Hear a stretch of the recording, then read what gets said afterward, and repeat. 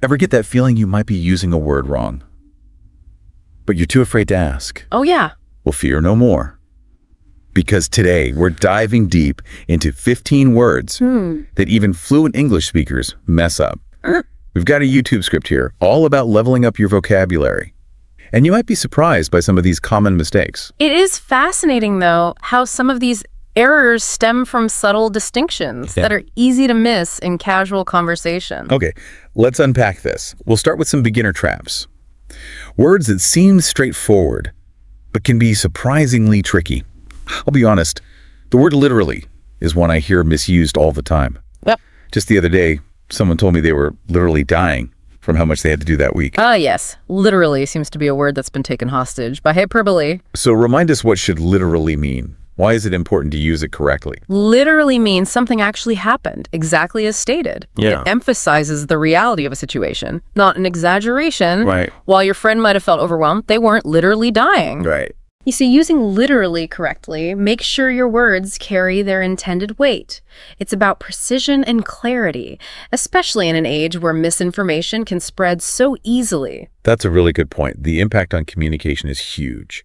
Okay, another beginner word that trips people up is unique. I once saw a store advertising a sale on very unique items.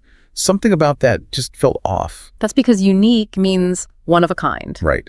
Inherently special. It stands alone. Right. So adding modifiers like very or quite is redundant and actually weakens the impact of the word. So instead of saying something is very unique, how can we highlight that specialness in everyday conversation? Let the word unique speak for itself. Okay. You could say that painting is truly unique or her style is unique. You're emphasizing the inherent specialness without needing to qualify it further. That's so interesting. I can see how that subtle shift makes a big difference. Even these beginner words have hidden depths. You really have to think about their true meaning. Absolutely, and that's what makes language so fascinating. Now, prepare to have some assumptions challenged because some words have meanings completely different from what most people assume. Okay, I'm intrigued. Give me an example of one of these words. Let's start with irony. Okay. Many people confuse irony with simple coincidence or bad luck. For example, someone might say, "It's so ironic that I won the lottery and then got hit by a car." So winning the lottery and then getting hit by a car, that's just bad luck, not irony. Yeah. What makes a situation truly ironic? True irony involves a situation where the outcome is the opposite of what was expected, often with a humorous or sarcastic undertone. A classic example would be a fire station burning down. It's not just about unfortunate timing, it's about a surprising reversal of expectations. Wow, that makes so much sense. It's not just about something bad happening. It's about the unexpected nature of the situation. You see, understanding irony helps us analyze situations more deeply. It's not just about bad luck. It's about recognizing the unexpected and sometimes absurd nature of life. Speaking of unexpected twists, Yeah. let's talk about a word, often misused in situations with high stakes. Alibis. I feel like I hear people using alibi as a synonym for any kind of excuse. Yeah. Like, oh, I have a good alibi. Right. Yeah. That's a common mistake. People might say, "I didn't finish the project, but I have a good alibi." Wait, so if it's not just any excuse, what makes a real alibi? I'm genuinely confused. An alibi has a very specific legal meaning. Okay. It refers to proof that someone was somewhere else at the time a crime was committed, demonstrating their innocence. It's not just any excuse. It's evidence that clears someone of suspicion. So using alibi to explain why you didn't finish a project wouldn't really make sense. Exactly. Using alibi in casual conversation when you simply mean excuse can actually undermine your credibility. It shows a lack of precision in your language. Okay, this is making me rethink how I use these words. What other intermediate words are lurking out there, ready to trip us up? How about a word that's often confused with its near opposite? Disinterested. Many people use disinterested to mean uninterested or bored. For instance, someone might say, "I was completely disinterested in that meeting." Disinterested. If it doesn't mean bored or uninterested, then what does it actually mean? Disinterested actually describes someone who is impartial or unbiased, free from personal stake or interest in a situation. A good example would be a judge who must remain disinterested in the outcome of a case. Okay. They can't be swayed by personal opinions or biases. So if I wanted to say that I found the meeting boring, disinterested wouldn't be the right word to use. Precisely. In that case, uninterested or bored would be more accurate. Right. Disinterested implies neutrality and objectivity. It's about being impartial, not uncaring. I never realized how a single word could completely change the tone and meaning of a sentence. It's all about understanding those subtle but powerful nuances. Absolutely. And that's what we're here to explore. Are you ready to be bemused by the next word? Bemused. Okay, you've definitely got my attention. What's so tricky about this one? People often think bemused means amused or entertained. Okay. You might hear someone say, I was bemused by his silly jokes. So if bemused doesn't mean amused, then what's the real meaning? Bemused actually means puzzled, bewildered, or even slightly confused. Think of it as a state of mild perplexity, for example. You might be bemused by a riddle you can't solve. Huh? Or a strange event you don't fully understand. So it's not about laughing at a joke. It's about that feeling of, wait, what just happened? Mm-hmm. That makes a lot of sense. Imagine someone watching a magic trick. Right. Their brow furrowed, a slight smile playing on their lips. Yeah. That's bemusement. It's not amusement, Yeah. but a fascinated perplexity. Okay, now I'm really starting to understand the difference. Uh-huh. Bemused is a much richer word than I realized. Mm-hmm. It's about that space between amusement and confusion. Exactly. And these subtle distinctions can make a big difference in how your message is received. Are you ready for our final intermediate word? Bring it on. I'm ready to tackle anything. All right. Let's explore a word that's often misused to describe something grand or impressive. Enormity. People often use enormity to emphasize the sheer size or scope of something. Uh-huh. You might hear someone say, I was overwhelmed by the enormity of the project. That's how I usually use it, Mhm. but I have a feeling it doesn't quite mean what I think it means. Yeah. What's the real meaning? While enormity can relate to size, its primary meaning leans towards something more serious and weighty. Okay. It often refers to extreme wickedness, outrageousness, or the sheer gravity of a situation, Right. particularly in a moral or ethical context. So it's less about physical size and more about the weight of the implications. Precisely. Mm. For instance, if you were discussing a horrific crime, you might speak of the enormity of the act to emphasize its moral depravity and the severity of its consequences. Wow, that puts the word in a whole new light. It's not just about something being big, it's about something being profoundly impactful, often in a negative sense. Exactly. It's a word that carries a lot of weight, both literally and figuratively. Okay, we've covered a lot of ground already. And I'm starting to feel the enormity and the true sense of the word, of all these linguistic nuances. What's next on our journey? Next, we'll be venturing into the realm of advanced words, where the nuances become even more intricate. Are you ready to level up your vocabulary even further? Absolutely. I'm eager to see what other linguistic gems await us in this deep dive Yeah. into words. Right. It'd be great. Awesome. Fasten your seatbelts, because these advanced words can be real brain twisters. They're the ones that often pop up in intellectual discussions or professional settings, and misusing them can unfortunately make you sound less credible. Okay, I'm ready to face the advanced word challenge head on. Let's start with one that I've definitely struggled with in the past. Decimate. Decimate is fascinating because its common usage has drifted quite far from its original meaning. People often use it as a synonym for completely destroy, like saying the hurricane decimated the coastal towns. Yeah, I've definitely heard it used that way. But if it doesn't mean to completely destroy, then what does it actually mean? Decimate has a very specific historical root. It comes from the ancient Roman practice of punishing mutinous troops by killing 1 out of every 10 soldiers. So the original meaning of decimate is to reduce by 1/10, not to obliterate completely. Wow, I had no idea. That's a pretty grim origin story for a word. So using decimate to describe the total destruction of a town wouldn't be quite right. Exactly. It's a case of hyperbole overtaking precision. While the impact of a hurricane can be devastating, it's unlikely to literally reduce a town's population by exactly 1/10. This is why I love these deep dives. You uncover these hidden layers of meaning that we often miss in everyday conversation. It's like learning a secret code. This word's bloody history reminds us that language carries the weight of the past. Even today, decimate suggests a severe calculated reduction, not total destruction. Okay, what other advanced words are waiting to be decoded? Let's tackle one that often gets misused in academic circles: peruse. Peruse. I'll admit I've been guilty of using this one incorrectly myself. I always thought it meant to quickly skim through something. That's a very common misconception. In reality, peruse means To read thoroughly and carefully. It implies a close and attentive examination of a text, not a hasty glance. So if I said I perused the report before the meeting, it would mean I'd given it a very close read, not just skim the headings. Precisely. Using peruse correctly conveys a sense of diligence and attention to detail. It suggests you've really absorbed the information. This is another one of those aha moments. I'm realizing that using these advanced words correctly can signal a certain level of intellectual rigor. It shows you're not just skimming the surface. Exactly. It's about choosing words that accurately reflect the depth of your engagement with the topic. All right, bring on the next advanced word challenge. I'm feeling more and more confident with each one we tackle. Let's see if you can crack the code on this one. Nonplussed. Nonplussed. This one seems tricky. I've heard it used to describe someone who's calm and collected under pressure. Like, even though the presentation went wrong, she remained nonplussed. That's a clever guess, but it's actually the opposite. Nonplussed describes a state of being surprised and confused, often to the point of speechlessness. It's that feeling of being caught off guard and unsure how to react.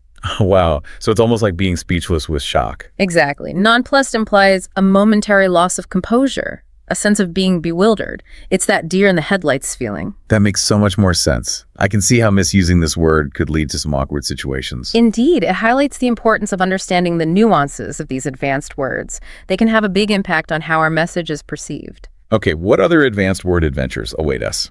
I'm ready to expand my vocabulary horizons. Let's explore a word that often gets used in a way that diminishes its true impact. Plethora. Plethora. I usually think of this word as meaning a lot of something in a positive way, like there was a plethora of fun activities to choose from at the festival. That's a common interpretation. But plethora carries a slightly different nuance. While it does mean an abundance of something, it often implies an excessive or overwhelming amount. Okay. It can sometimes even suggest a sense of burden or inconvenience.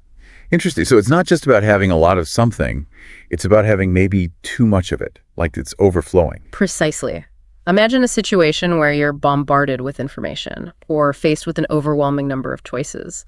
That sense of being inundated can be captured by the word plethora. So if I were to say, I have a plethora of emails to respond to, it would imply that I'm feeling a bit swamped by them, not necessarily excited about having a full inbox. Exactly. It's about that tipping point where abundance starts to feel like excess. It's about that too much of a good thing feeling. I'm starting to see how using plethora correctly can add a layer of sophistication to my descriptions. It's a much more nuanced way of expressing abundance than just saying a lot. It's about choosing words that convey not just the quantity, but also the impact of that quantity. This is making me realize how much I've taken these words for granted, what other advanced words are hiding in plain sight, waiting to be understood. Let's delve into one that's often misused in discussions about facts and information. Factoid. Factoid. This one seems pretty straightforward. I always thought it just meant a small or trivial fact. That's how it's commonly used, but its original meaning is a bit more nuanced, even controversial. The term factoid was actually coined to describe something that appears to be a fact, but is actually false or unsubstantiated. Right, really? That's a completely different meaning. That's the risk with using factoid in its original sense. It implies a degree of skepticism or even doubt about the validity of the information being presented. It can be a way of highlighting that something may sound like a fact, but it hasn't actually been proven true. This is a perfect example of how language can evolve and shift in meaning over time. It's important to be aware of both the common usage and the original intent behind a word. You're absolutely right. Language is a living, breathing thing that constantly adapts and changes. Our goal is to be aware of those changes and use words in a way that is both accurate and effective. So how can we use factoid in a way that doesn't accidentally spread misinformation?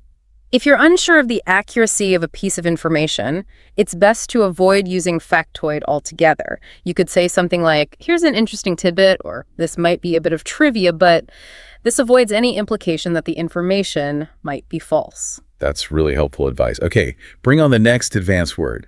I'm ready to conquer some more linguistic complexities. Let's tackle a word that often causes confusion in discussions and debates.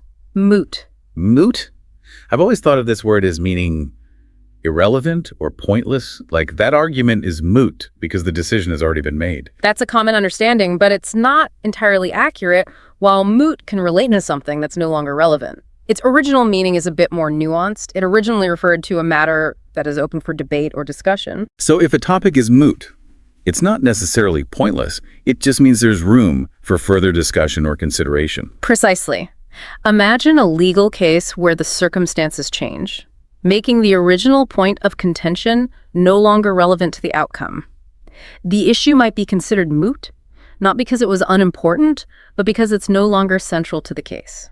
That's a really helpful clarification. So it's less about the topic being irrelevant and more about its significance having shifted or diminished. Exactly. It's about acknowledging that the context has changed, and the original point of debate may no longer be the primary focus. I'm definitely feeling more enlightened than moot after tackling that one.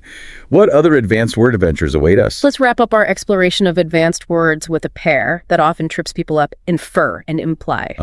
Infer and imply, the classic conundrum. I know these words are related to drawing conclusions, but I often mix them up. It's a common confusion. The key difference lies in who is doing the action.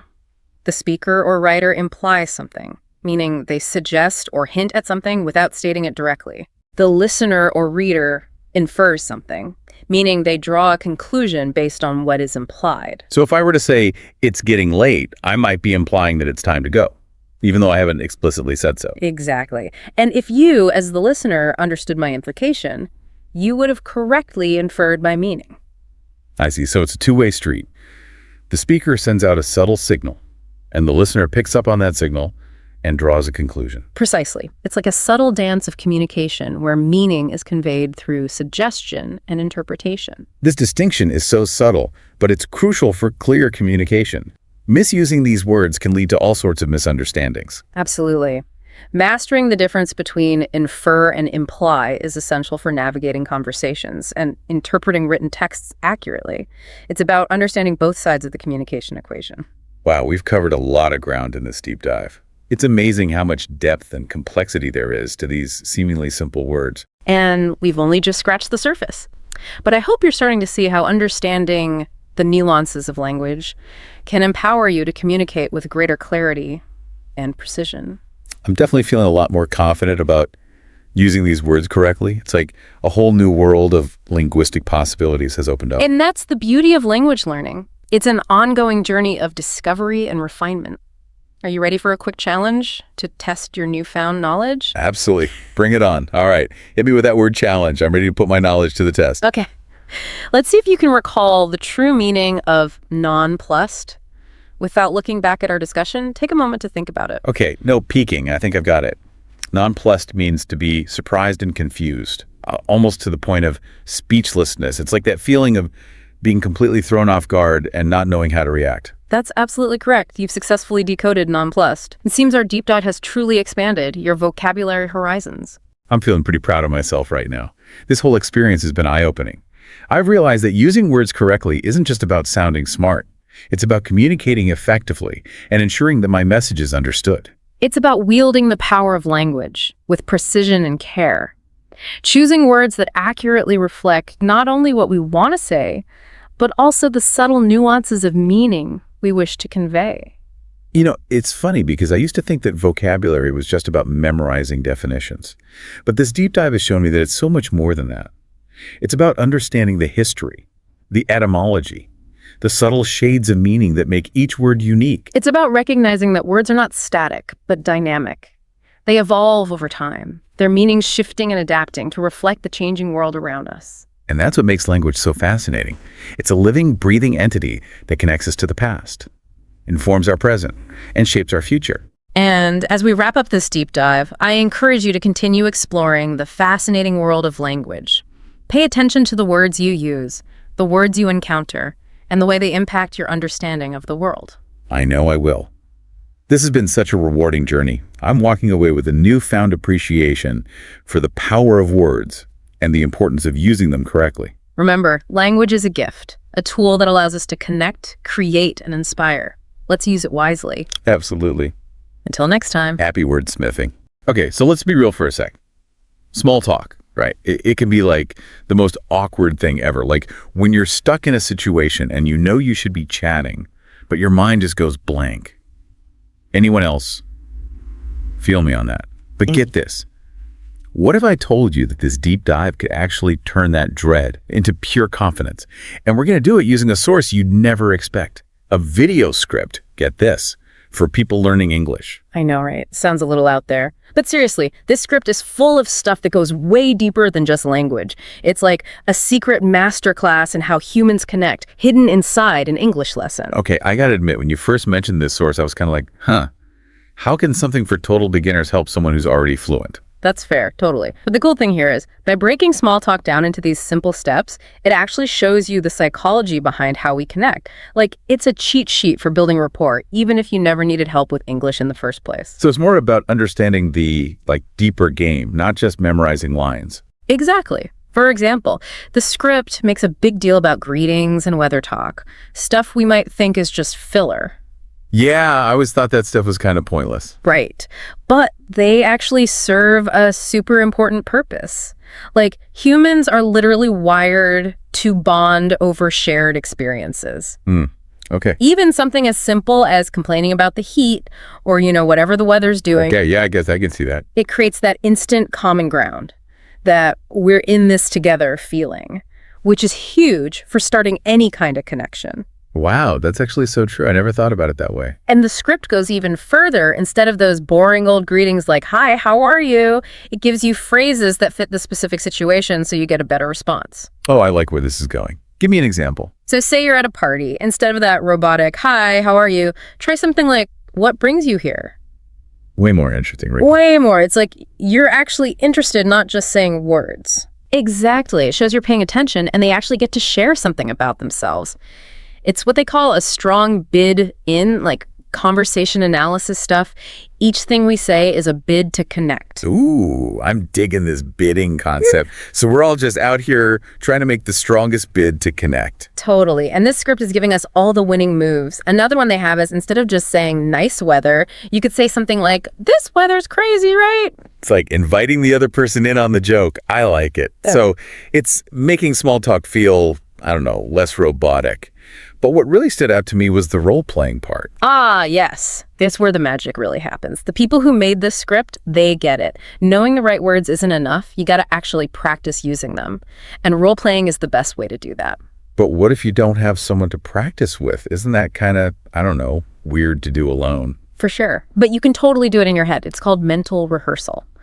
Basically, you just picture yourself in different situations. Hold on. So you're saying by just imagining myself rocking these small talk moments, I'm actually getting better at it in real life? You got it. Might sound a little strange, but neuroscientists have found that when you rehearse something mentally, your brain fires up the same way it does when you're actually doing the thing. No way. That's so cool. It's like training your brain for social situations, like a cheat code for confidence. I'm already feeling less terrified about networking events or, just parties in general. It's crazy, right? How powerful our brains are. Like, this script really shows you how to use that power to, level up your social skills. I like that, level up. So we've talked about greetings, weather talk, even practicing in your head. What else does this script have up its sleeve? Okay, so one thing that really impressed me was the questions. They go way beyond those typical boring questions like, "Where are you from?" or "What do you do?" The usual suspects. Yeah, those can be so snooze fest sometimes. Right. Instead, they give you all these questions that are actually interesting, designed to, spark real conversations. Okay, I'm all about those real conversations. Tell me more. Give me the good stuff. So instead of asking, "What do you do?" which can feel kind of like a job interview, they suggest asking, "What do you like to do for fun?" I mean, that's a classic for a reason, right? It gets people talking about what they're actually passionate about. Exactly. It's like you're inviting them to show you their real selves, not just their LinkedIn profile. And if you really want to go deeper, you could try something like, "What's the most interesting thing you've done lately?" Ooh, I like that one. It's like a sneak peek into their adventures. You might even discover you have some cool stuff in common. Totally. Plus, it shows you're actually curious about them, not just trying to fill the silence. And they even have specific questions for different situations. Like, if you're at a dinner party, you could ask, "Have you tried any good restaurants lately?" Perfect. Everyone loves talking about food. Instant conversation starter, right there. It's true. It's something we can all relate to, like enjoying a good meal. Okay, so we've covered greetings, weather talk, asking interesting questions, even mental rehearsal. But what about when you're ready to, make your escape? Does the script help with that too? Yeah, like how do you end a conversation without being rude? Don't worry, they got you covered. They have a bunch of different closing phrases depending on the situation.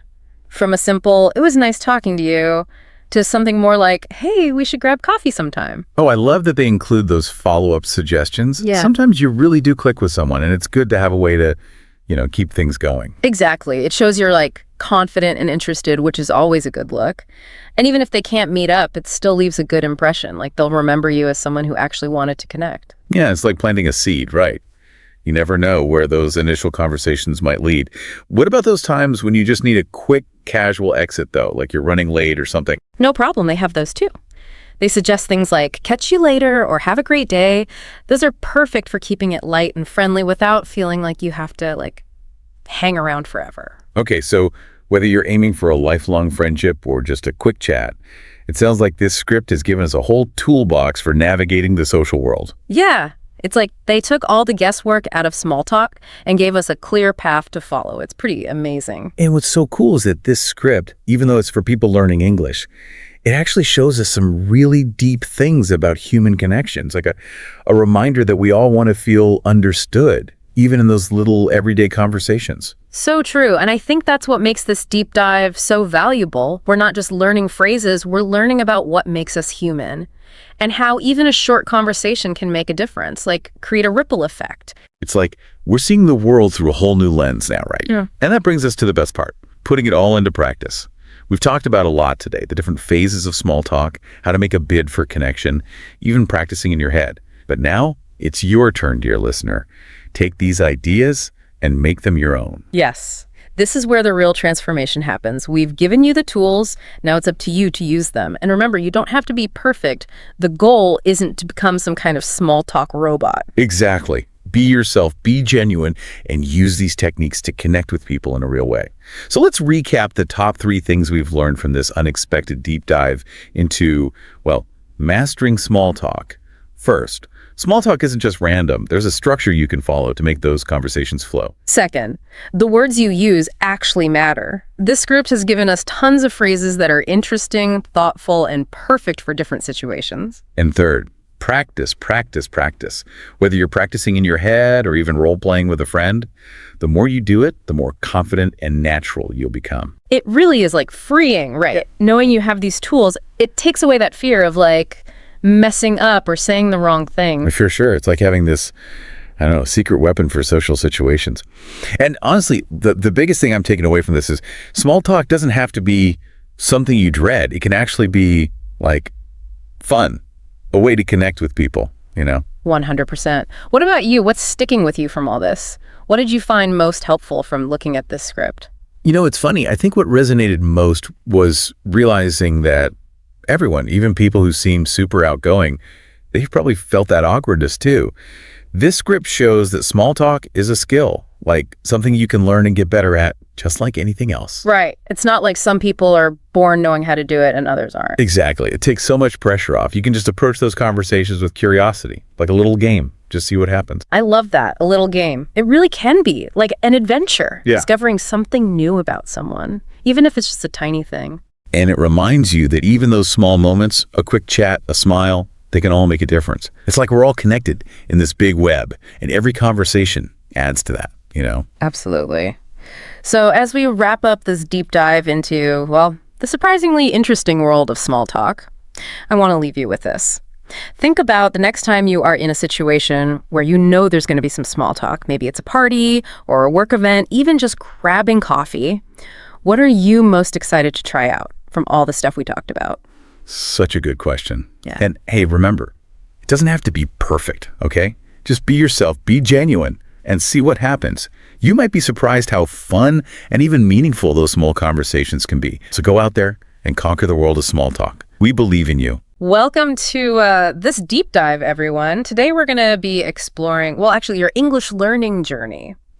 Using a script for a video for English language learners. It's going to be like a deep dive within a deep dive, really. So no matter where you're at, beginner, advanced, somewhere in between, there should be something here for you. Yeah, I think it's so cool how this script uses real stories from other people learning English, to inspire. It's like we're all on this journey together, Totally. And speaking of journeys, the script starts off by asking this big question, right? What made you want to learn English in the first place? The why behind your adventure, basically. They give this example of a learner, Anna, and her goal was she just wanted to watch TV, like without subtitles. And what I thought was so cool about that was like, it was totally, coming from her, like she just wanted to do it, not because someone told her she had to or anything. Right. Like those are the best reasons, Right. when it comes from inside. Yeah, for sure. Knowing your why can really make a difference, I think, especially when things get tough, When you hit a wall, you just don't feel like studying. It's like having a compass to keep you, heading in the right direction. I love that, the compass. So I'm curious, what was your why, when you started out? Take a second to think about that. It's worth, revisiting it as you keep going, too. Now, the script also digs into how, like, where you are can affect your learning. It gets that not everyone can be, like, surrounded by English speakers all the time, but it kind of challenges us to get creative. Yeah, yeah. This story about Raj really stuck with me. He lives in this village where literally no one speaks English. And so he basically turned his whole house into this like learning tool, sticky notes everywhere, using English for like everyday stuff. It just proves you don't have to be in some English speaking country to learn it well. It's amazing, right? Talk about resourcefulness. He didn't wait for the perfect situation. He just made it himself. And this actually leads perfectly into what the script talks about next. How to, take all that time we waste and turn it into learning time. Oh, yeah. Like when you're scrolling on your phone or whatever, and it's not even like fun anymore. Exactly. But imagine if you could use that time to learn instead. The script mentions Maria, and she would spend like 30 minutes every night on, I think it was TikTok, and she swapped that for English learning videos, and guess what? In just a couple of weeks, her vocabulary like exploded. Wow. See? Totally doable. And what's even cooler is you can do this throughout your day, right? Like when you're commuting, waiting in line, even just doing chores. You can listen to podcasts, use apps, just sneak in little bits of English here and there. Yeah, yeah. Just make it a part of your life, The more you can do that, the more natural it all feels. Exactly. The script then kind of switches gears and talks about common mistakes that can, slow you down. And this is where I think your expertise is going to be so helpful. One of the first things it mentions is like getting too hung up on grammar, to the point where you're not even really speaking. It's easy to just memorize all the rules, but language is really about talking to people, right? Absolutely. Grammar's important. Don't Yeah. get me wrong. But sometimes I think it gets too much focus, Like it's more important to be able to speak fluently and confidently, even if you mess up a little. It's about finding that balance, I think. What do you think? Oh, 100%. I totally agree with that. You could know all the grammar in the world, but if you can't have a conversation, what's the point, right? Right, exactly. Yeah, it's like you learn how to play an instrument, but then you never actually play any music. Exactly. You just practice scales all day long. Okay, so the script's next point, I think this is something we've all dealt with, being scared to make mistakes. I mean, every language learner goes through that, right? Oh, yeah, for sure. But I think it's so important to, like, change how we think about mistakes. They're not like failures. They're actually like feedback. Yeah. Each mistake is a chance to learn and get better. Yeah, that's a good way to look at it. It takes the pressure off, And this kind of leads into the third mistake they talk about in the script, which is not practicing regularly. We've all been there, right? Like crazy study sessions and then nothing for weeks. Yeah, I've totally been there. It's always better to do a little bit every day than a lot all at once. Yeah. It's like you wouldn't go to the gym once a month for 8 hours and expect to see results. You got to be consistent. So true. Short, consistent workouts, that's the key. Like the script mentions this learner who went from like these huge study sessions every now and then to just doing 30 minutes a day every day. And they saw way more progress. It's amazing, right? How much difference just a little bit each day can make. Yeah. Our brains, they actually learn better that way too, through repetition and like slow exposure, not cramming. So instead of trying to do it all at once, just find little ways to fit English into your day, right? Exactly. Okay, let's switch gears a little bit and look at what the script says about, learning English if you don't live in an English-speaking country. Yeah. Which can feel like a huge obstacle, but the script has some pretty encouraging examples. Yeah, I was really interested in that part. It comes back to what we were saying before about creating that immersive environment, even without actually being around English speakers. And technology can really help with this, right? Totally. Like apps for language exchange, online forums, even streaming services with subtitles. There's so much out there. Right. Like in the script, they talk about Marco from Spain, and he basically made like his own little English world at home, reading news in English, watching English YouTubers, even talking to friends online from other countries. Wow, that's awesome. It's like bringing the English-speaking world to you. You don't even have to get on a plane. Exactly, which leads perfectly into the scripts like Final Challenge, focus on output. Yeah. It's not enough to just understand English. You got to use it, by speaking or writing. Yeah, that's where the real learning happens, I think. Getting out there and actually using the language. I know it can be scary at first, but the more you do it, the easier it gets. The script suggests a few things you can try, like recording yourself speaking and then listening back to see what you can improve. Well, that's a good one. Or joining a speaking group, or even just writing like a short paragraph in English every day. I like that. Just little things to get you practicing, The key is to find what works for you and then make it a habit. It doesn't have to be a big thing. Even 5 minutes a day can make a difference in the long run. And as we start wrapping up this deep dive here, I think one of the most important things to remember is learning English, it's a journey, right? And every little thing you do, it brings you closer to your goals. That's a great way to put it. It's not about being perfect. It's about making progress. I mean, we've talked about so much, right? Like from that whole why thing to making your own little English world.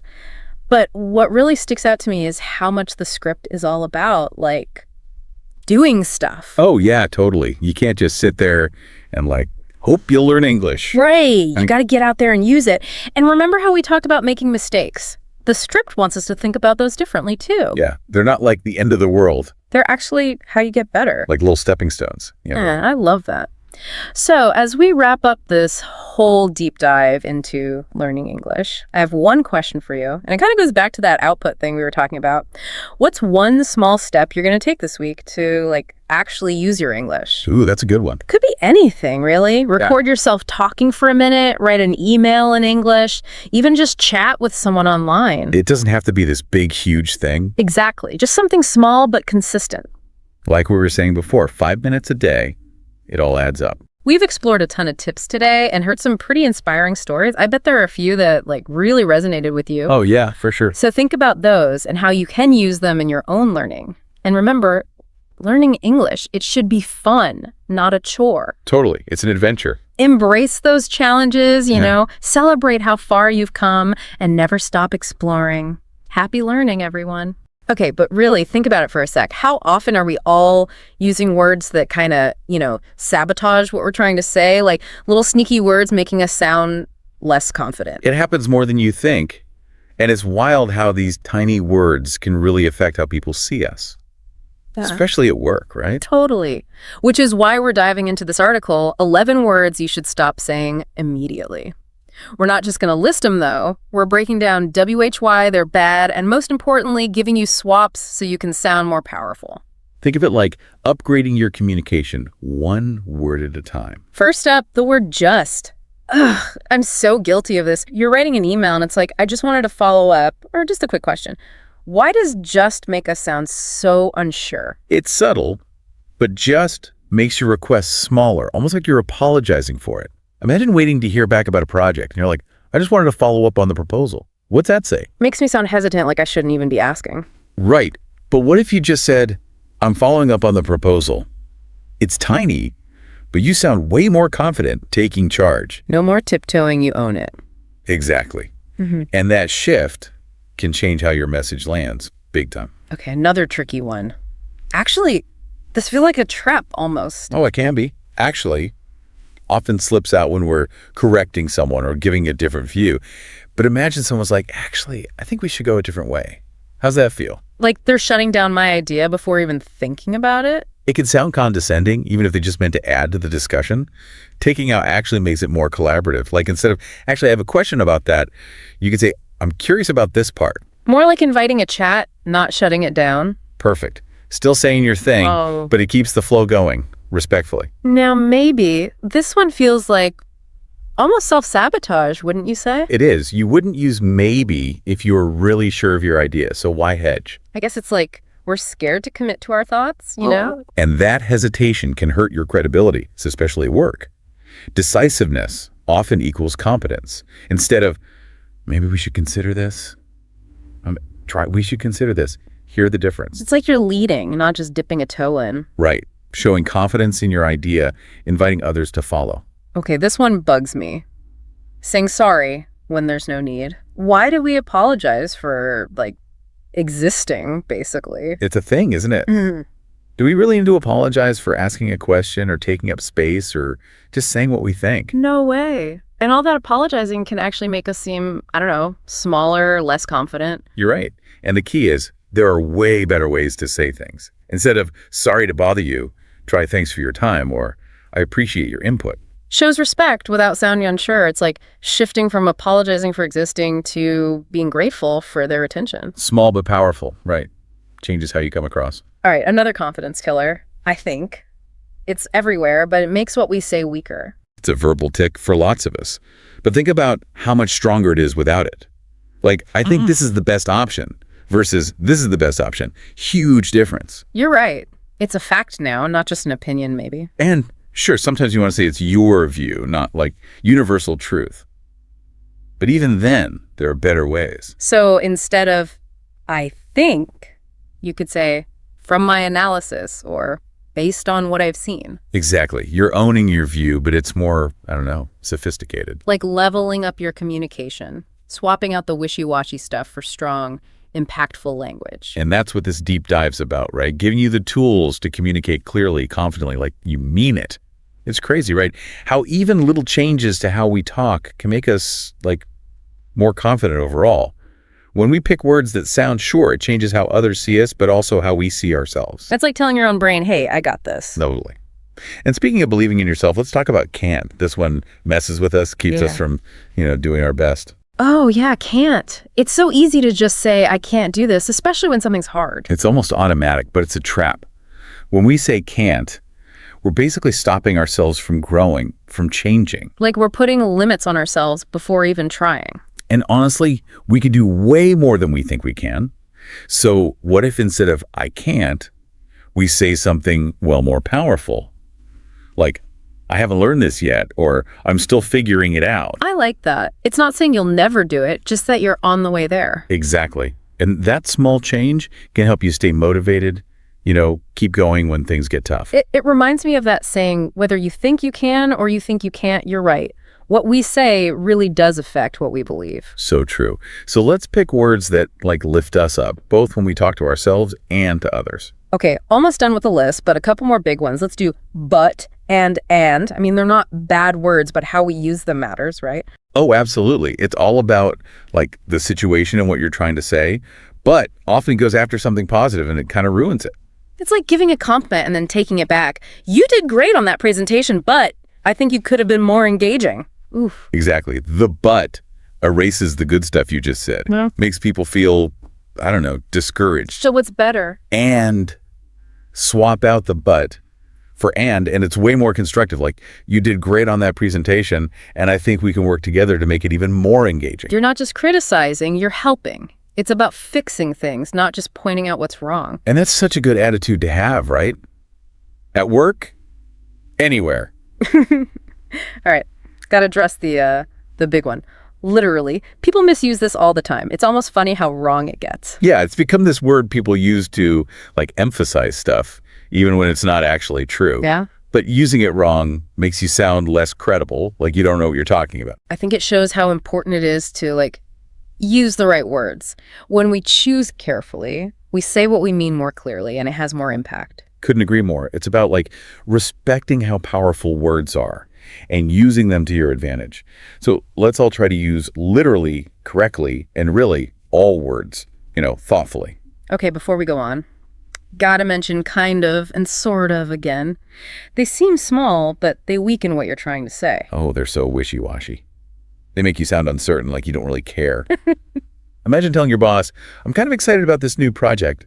Not exactly inspiring, huh? Sounds like you'd rather be doing something else. Exactly. So instead of that, let's use words that are, stronger, more definite, like I'm intrigued by that, instead of I'm sort of interested, more specific, more interesting. And it shows you're really paying attention, involved in the conversation. Right on. Now, sticking with words that fill space but don't add anything, let's talk about like. It's supposed to connect with people, but it can actually make you sound less smart. It's so ironic. It's like people say all the time, especially when they're nervous. But it's even better. Just pausing. Yes. Silence is way more effective than filling the space with, nothing. Gives your brain a second to think so you can choose better words. And it makes you sound more like thoughtful, calm, which can be really powerful.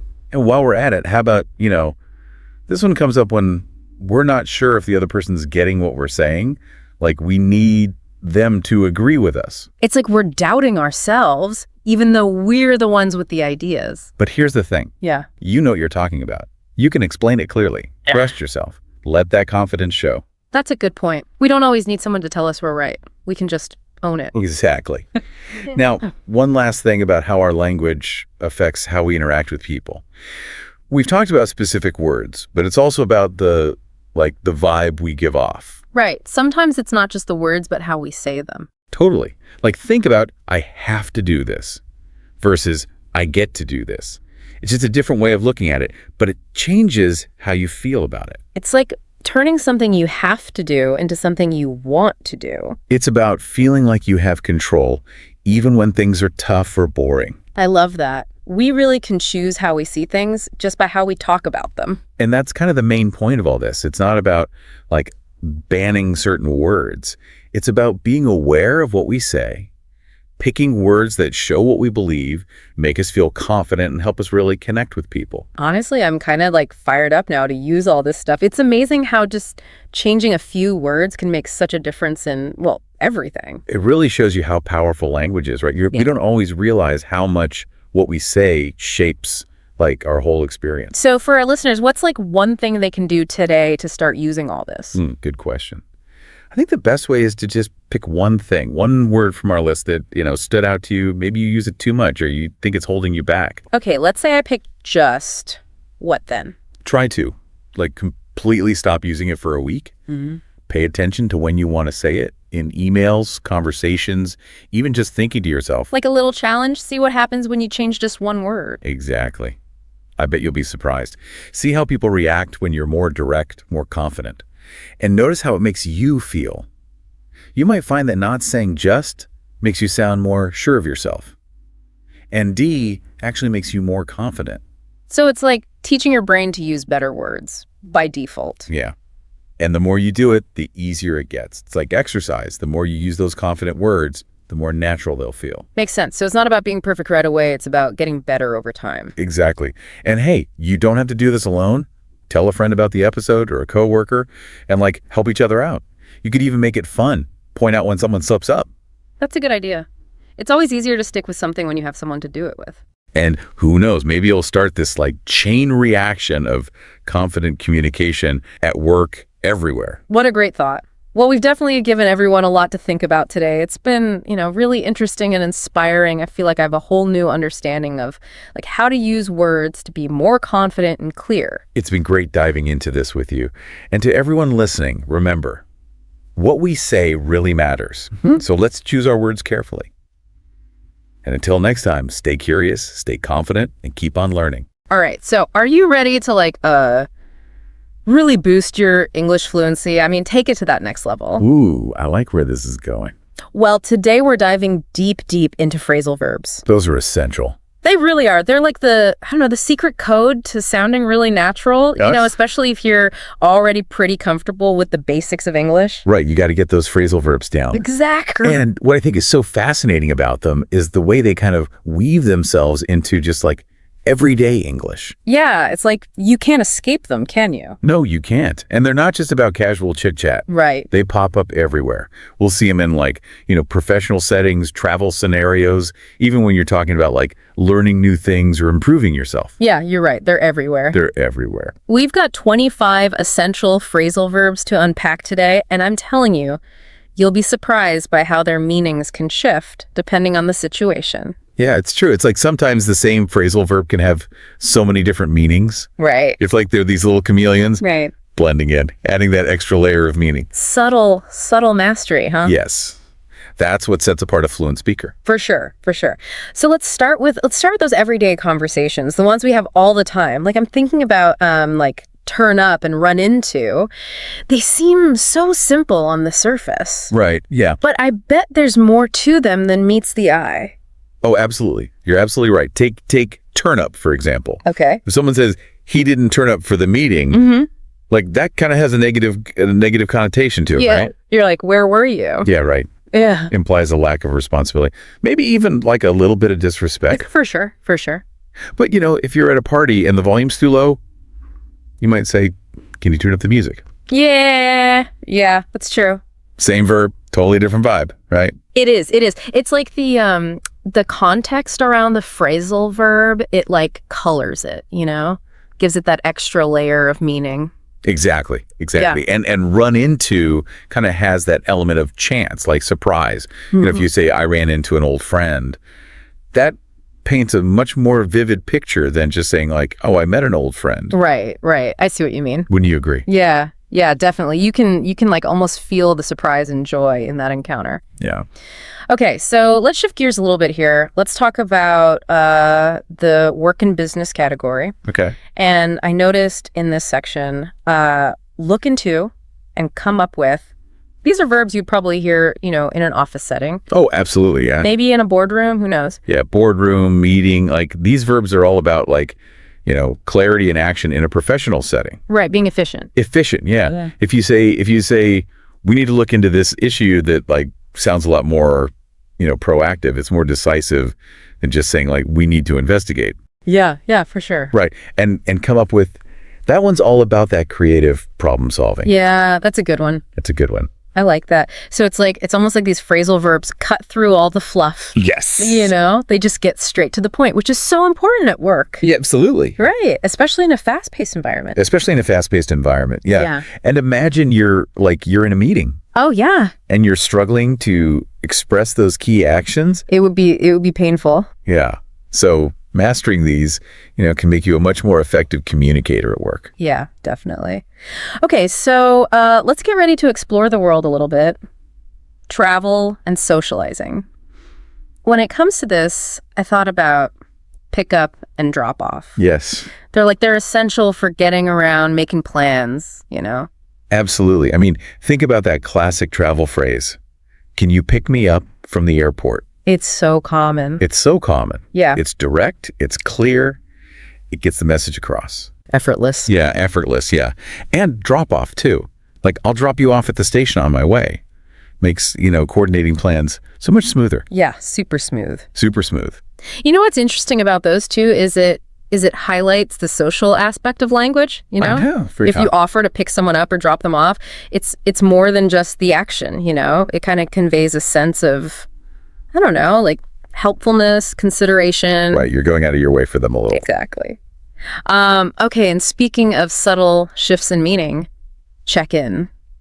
That one seems to have like multiple personalities. Oh, it does, doesn't it? Depending on the context. It does. Right. You've hit the nail on the head there. Check in at a hotel, like that's a formal procedure, right? Yeah. But if you say check in with a friend, that's just casual. Totally different. It implies like that you care. Right. You're just seeing how they're doing. Yeah, exactly. That's a perfect example of how, phrasal verbs just adapt and evolve, They just change. Yes, they do. Depending on the situation. All right, it's time to level up our skills even more. Learning and self-improvement.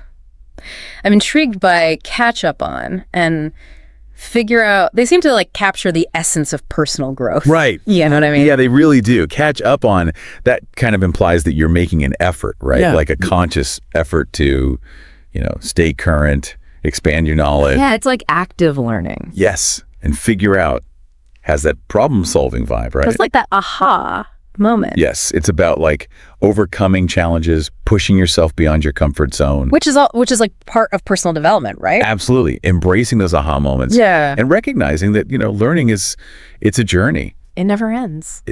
What's fascinating is how these verbs kind of empower you to like talk about your learning journey. Yeah, to actually articulate it. Yes. Yeah, I like that. So thinking about those learning goals, is there a particular phrasal verb from this category that like resonates with you right now? Ooh, that's a good question. Something that you could see yourself using, in your self-improvement journey. Let me think.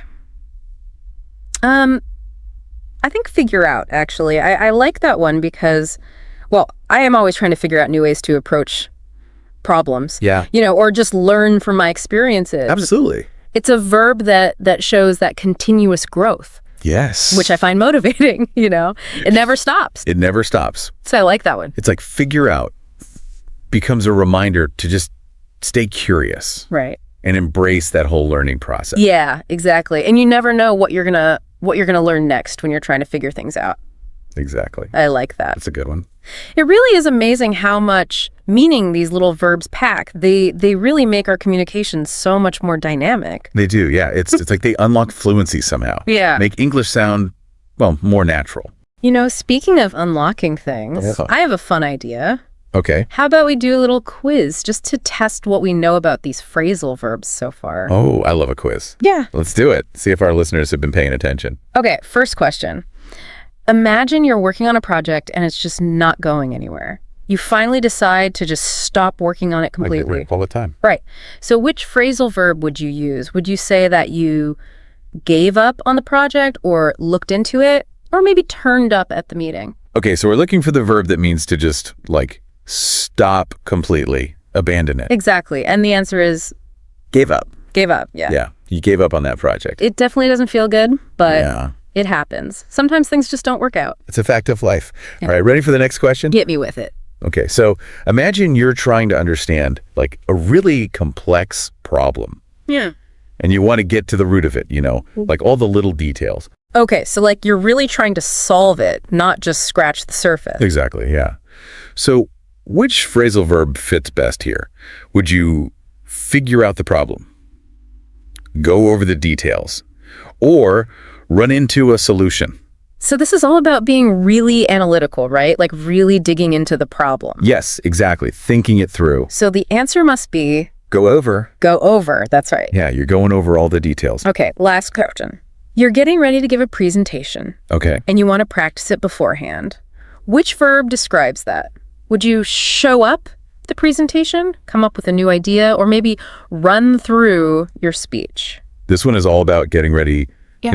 Rehearsing, making sure you know everything. Yeah. Making sure it all flows, all the pieces are in place. Exactly. So the answer has to be Run through. run through. Yeah. You got to run through that presentation. Make sure you're prepared for anything. Exactly. Well done, listeners. You guys are pros. You're really getting the hang of these verbs. You're going to be fluent in no time. But this is just the beginning. I mean, there's so much more out there, when it comes to phrasal verbs. Oh yeah, so many. It's like a whole other world. It is like another level of fluency. It is. So before we finish our deep dive today, I want to talk about how to actually make these 25 verbs part of your everyday English. Yeah. It's one thing to understand them, Right. but how do you actually use them naturally, That's the real challenge. It's all about bridging that gap between knowledge and actually applying it. Yeah. The good news is with phrasal verbs, they're everywhere. Yeah. Just pay attention to how native speakers use them in conversations, in movies, and songs. Yeah, that's good advice. Just be more aware. Be more aware. Yeah, you'll start to notice patterns and kind of pick up on the nuances. Yeah, it's like immersive learning, Exactly. And don't be afraid to experiment. Yeah. Try using these phrasal verbs in your own conversations. Oh, yeah, for sure. You might stumble a bit at first. Yeah, of course. But that's okay. That's all part of the learning process. Right, you're not going to get it perfect the first time. Exactly. Yeah.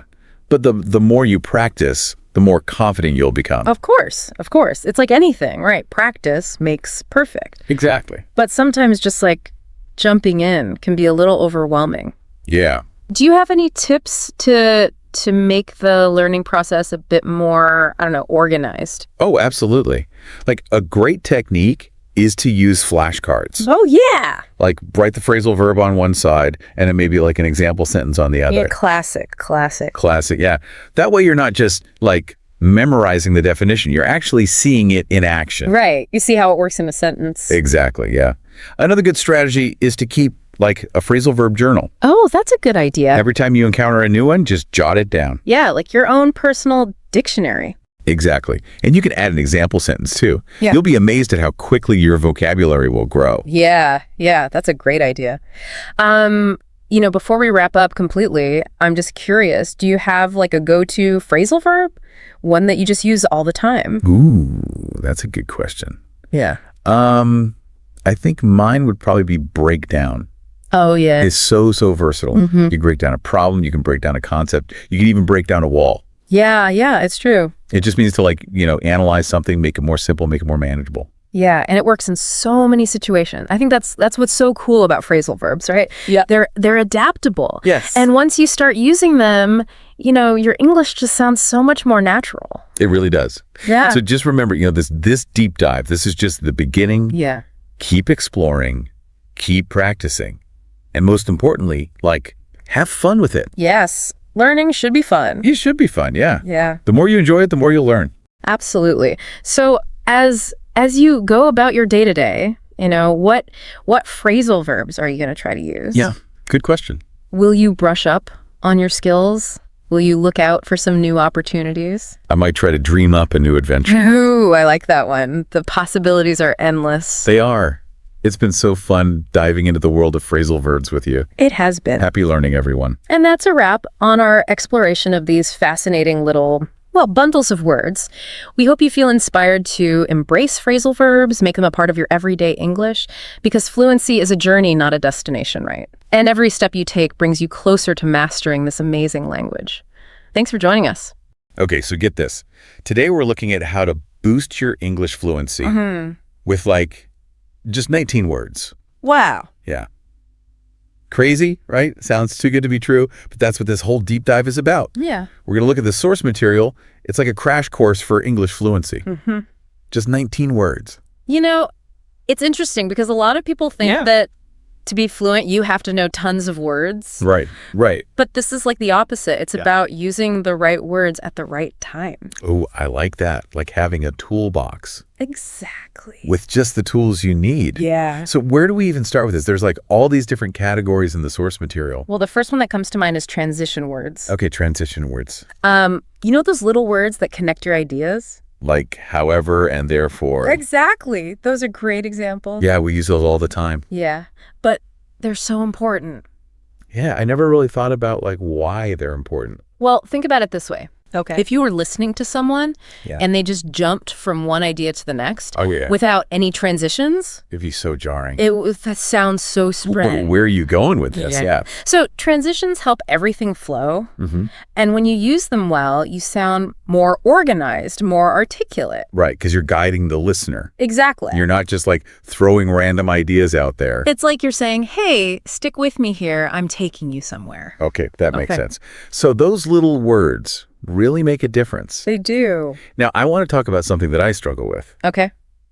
It's those power verbs Yeah. and clarity adjectives. Like, why say something is good Right. when you could say it's compelling? Exactly. Or insightful. Yes. Think about a time when you were just captivated by something. What words would you use to describe it? Exactly. You want to use words that paint a picture. Okay. And strong verbs do that. So instead of saying, I made a new strategy, Yeah. you say, I implemented a new strategy. Exactly. So that's much stronger. Oh, it sounds so much better. Right. But sometimes I just don't have those words at my fingertips. Right.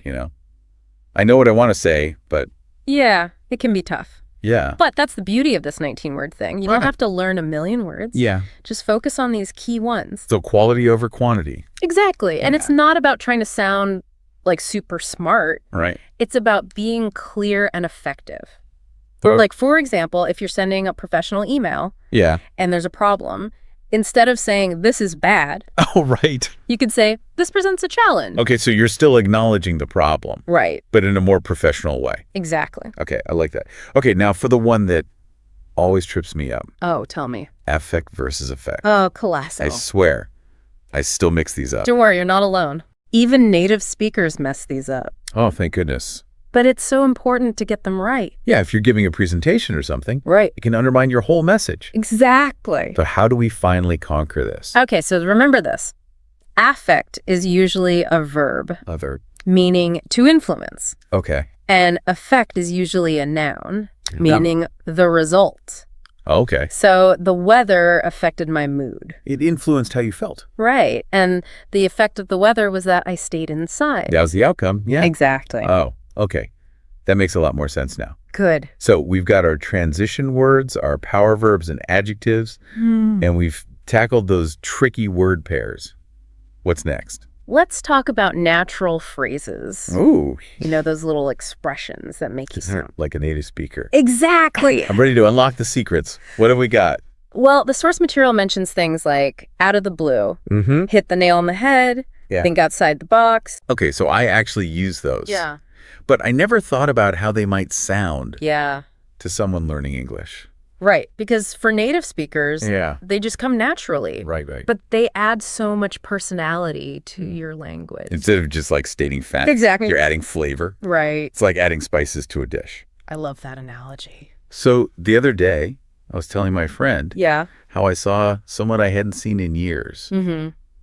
And I said, I ran into him out of the blue. Yeah. It just felt more natural than Gosh. saying, I saw him unexpectedly. Yeah, those natural phrases, they just add another level. They do. I'm definitely going to pay more attention to those They're good. and try to use them more. Yeah. It's amazing how these small tweaks can really make a difference. That's what this whole 19-word approach is about. Yeah. Giving you the tools to communicate better. So we've got our transitions, our power verbs, tricky pairs, Yeah. natural phrases. What's the final tool in our fluency toolbox? Let's talk about those advanced nouns. Oh, okay. You know, words like dilemma, momentum, consensus. Yeah, those are the ones that make you sound really smart. They do. But I'll be honest, I sometimes get a little intimidated by them. Yeah. Like I'll be in a conversation and think, oof, there's a better word for this. Right. But I just can't think of it. I totally understand. Yeah. It's normal to feel that way. Okay. Because we don't use those words every day. Right. But when you do use them, Yeah. it shows a deeper understanding of the language. Like you're saying, hey, I know what I'm talking about. Exactly. I like that. Okay, challenge accepted. I'm going to try to use those more. Good. Maybe I'll impress myself. I think you will. And remember, it's not about sounding smarter than everyone. Right. It's about using language effectively. Okay, so we've explored all these categories Yeah. of these 19 words. Mm-hmm. But how do we actually put this into practice? The source material does mention some practice tips. It does. It talks about the importance of practice. Right, because it's not enough to just know the words. Exactly. You have to use them. You have to actually use them. Yes. And one tip is to start small.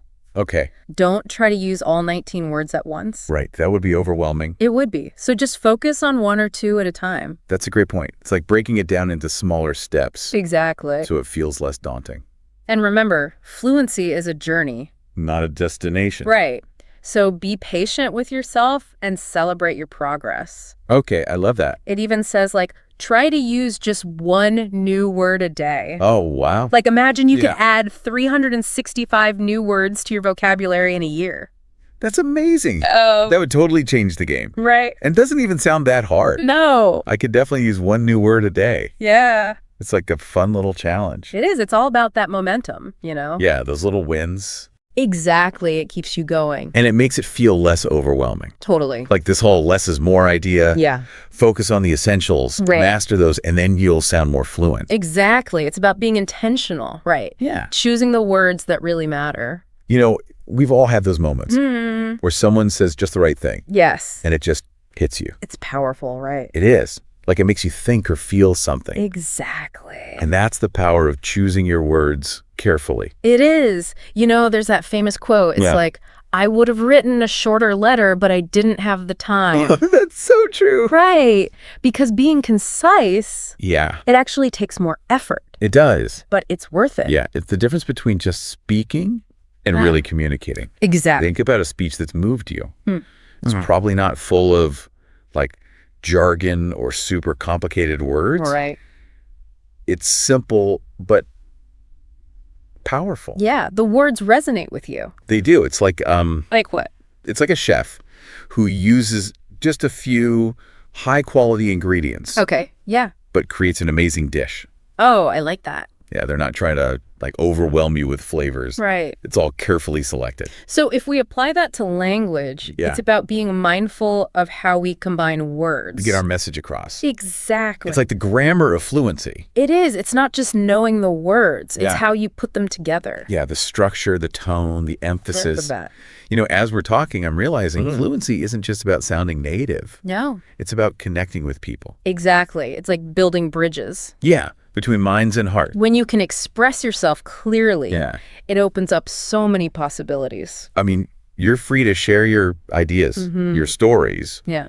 without feeling limited by language. Exactly. That's so empowering. It is. Fluency lets you participate in conversations, build relationships, advocate for things you care about. Wow. You can even inspire others with your words. I love that. It's about having a voice Yes. and using it. And, I've definitely held back from saying things. Really? Yeah, because I wasn't sure if I could say it right. Oh, I get that. But with practice, Yeah. those barriers come down. Okay, so this 19-word approach, Yeah. it's like a starting point to build From feeling intimidated to feeling empowered. We talk a lot about personal growth on this show. Yeah. And I think language is such a big part of that. Totally. It's how we express ourselves. Yeah. How we connect with the world. It's essential. And it's a journey that never really ends. It doesn't. Language is always changing. That's true. So there's always more to learn. Okay. I think this is a good place to take a pause. Sound good. But don't go anywhere. We'll be right back. We have more to share. All right. So we're back. And I was just thinking, this whole fluency thing, it's not just about sounding like a native speaker. Right. It's about really connecting with people. It is. It's like you're able to express yourself more fully. So someone listening might be thinking, okay, this is all great, but how do I actually, use this? Well, remember that source material? Yeah. It really stresses that you don't have to know every word in the dictionary. Oh, thank goodness. Right. It's about choosing the right words to express yourself clearly. And confident. Yes. And what I like about this approach is it's for anyone, no matter your level. Exactly. Beginner, advanced. Yeah. It's about shifting your mindset. Okay. From feeling overwhelmed Yeah. to focusing on the essentials, like those 19 words. So it's like having a strong foundation. Yes. Instead of trying to build like a skyscraper on sand. Exactly. And remember, it's a journey. Yeah. Not a destination. Be patient, celebrate the progress. And enjoy those aha moments. I love those. Like when you use a new word and it just clicks. It feels so good. One thing I keep thinking about is how important it is to be intentional with language. Oh, yeah. That's been coming up for me, too. It's not just about speaking fluently. It's about speaking thoughtfully. Choosing your words carefully. Exactly. Yeah. Making sure your message is clear. So it has the impact you want. Right. Like it's the difference between throwing a dart randomly and aiming for the bullseye. Oh, I see. Yeah. Intentionality brings focus. Yes. And it shows in how people perceive you when you use language precisely. Yeah. You sound more confident, more credible. It's like you're saying, I respect your time, so I'm going to make every word count. Exactly. So, to wrap things up, I have a question for our listeners out there. Okay, what is it? We focused on these 19 words, but what other words or phrases do you think are essential for fluency? I love that question. Good. Because it shows that language is always changing. Right. There are always new words to learn. New things to discover. So keep expanding your vocabulary. That's such a good reminder. It's a lifelong journey. It is. No matter how fluent you think you are. There's always more to learn. I love that. Oh. Okay, so to our listener, keep your ears open, your mind curious, and your tongue practicing. The world needs to hear your voice. Yes.